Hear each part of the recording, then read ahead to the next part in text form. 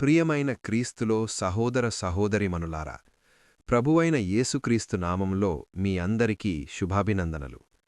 Lent పవిత్ర కాలంలోని 4వ రోజున మనం కలసి ధ్యానించబోయే విషయం శోధనలో స్థిరత్వం. లెంట్ అనేది కేవలం ఉపవాసం కాదు. లెంట్ అనేది కేవలం ఆచారం కాదు. లెంట్ అనేది ఒక ఆత్మీయ యాత్ర.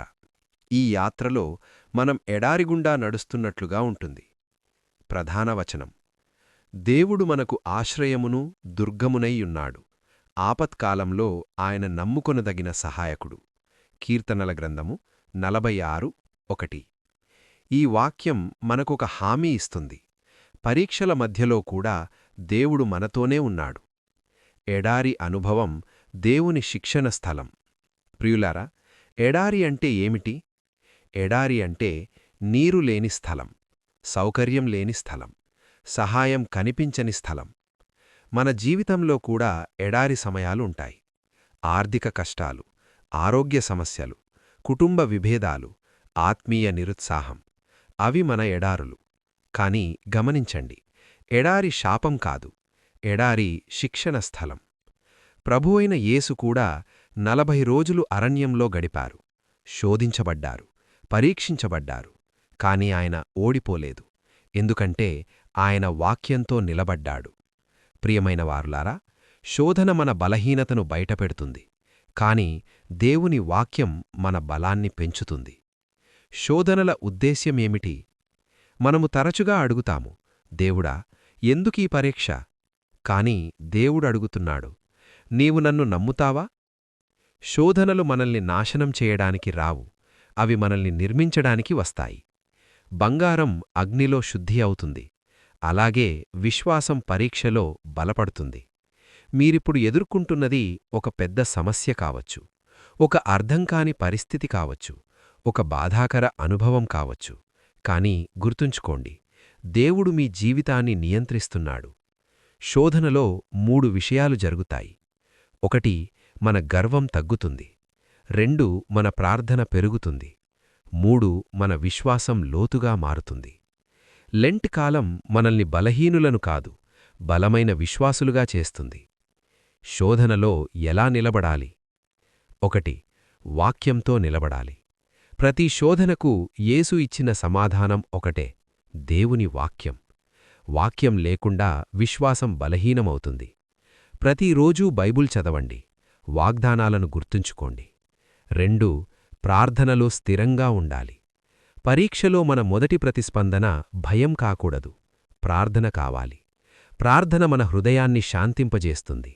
ప్రార్థన మన ఆత్మను బలపరుస్తుంది.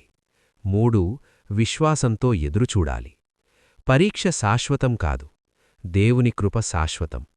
రాత్రి ఎంత చీకటైనా ఉదయం వస్తుంది. ఎడారి ఎంత పొడవుగా ఉన్నా ప్రతిజ్ఞా భూమి ఉంది. శోధన తరువాత ఆశీర్వాదం. ప్రియులారా, శోధన ముగిసిన తరువాత దేవుడు ఆశీర్వదిస్తాడు. ఎడారి తరువాత వాగ్దానముంది. అగ్ని తరువాత శుద్ధి ఉంది. పరీక్ష తరువాత విజయముంది. ఈరోజు మీరు శోధనలో ఉన్నారా? దేవుడు చెబుతున్నాడు, నీవు ఒంటరిగా లేవు. ప్రార్థన. ప్రియమైన పరలోక తండ్రి, ఈ పవిత్ర లెంట్ కాలంలో ఈ 4వ రోజున మా హృదయాలను నీ సన్నిధిలో వంచి నిలబడుతున్నాము. ప్రభువా, మా జీవితాల్లో ఉన్న ప్రతి ఎడారి అనుభవాన్ని నీకప్పగిస్తున్నాము. మాకు అర్థంకాని పరీక్షలను నీ పాదాల వద్ద ఉంచుతున్నాము. కొంతమంది ఈరోజు ఆర్థిక శోధనలో ఉన్నారు. వారికి మార్గం చూపించు ప్రభువా. కొంతమంది ఆరోగ్య సమస్యలతో బాధపడుతున్నారు. వారికి స్వస్థత కృపను ప్రసాదించు. కొంతమంది కుటుంబ విభేదాలతో బాధపడుతున్నారు. వారి ఇంటిలో శాంతి నింపుము. కొంతమంది ఆత్మీయంగా అలసిపోయారు. వారిలో నూతన అగ్ని రగిలించు. ప్రభువా, శోధనలో మేము కొన్నిసార్లు బలహీనపడుతున్నాము, కొన్నిసార్లు నిరుత్సాహపడుతున్నాము, కొన్నిసార్లు నీ సన్నిధి దూరమైనట్టనిపిస్తుంది. కాని ఈరోజు మేము విశ్వసిస్తున్నాము, నీవు మా శరణు, నీవు మా బలం, నీవు మా సహాయకుడు. మా గర్వాన్ని తొలగించు, మా స్వీయ ఆధారాన్ని తగ్గించు.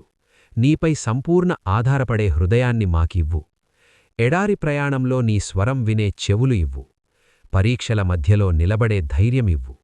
పాపం ఎదుట ఓడిపోకుండా కాపాడు. ప్రభువా, మా జీవితంలోని ప్రతి శోధనను మా సాక్ష్యంగా మార్చుము. బాధను ఆశీర్వాదంగా మార్చుము.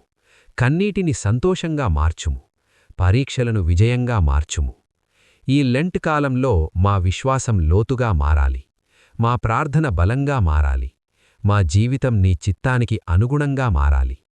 నీ కృప మాకు సరిపోతుంది ప్రభువా. నీ సన్నిధి మాకు చాలు. యేసుక్రీస్తు నామంలో ప్రార్థించుచున్నాము. ఆమేన్. ప్రియులారా, ఈరోజు మీరొక ఎడారిలో ఉన్నారా? మీరొక పరీక్షలో ఉన్నారా? మీరు ఒంటరిగా అనిపిస్తున్నారా? దేవుడు ఈరోజు మీతో చెబుతున్నాడు, భయపడకు, నేను నీతో ఉన్నాను. ఈ లెంట్ కాలం విరిగిపోవడానికి కాదు, మారడానికి. శోధనలో నిలబడిన వారే దేవుని మహిమను చూస్తారు. ఈరోజు మీ హృదయంలో ఒక నిర్ణయం తీసుకోండి. ప్రభువా, నేను పారిపోను, పరీక్షలో నిలబడతాను, నీ వాక్యంతో జీవిస్తాను. లెంట్ 4వ రోజు మనకు గుర్తుచేస్తుంది, ఎడారి చివర ఆశీర్వాదముంది.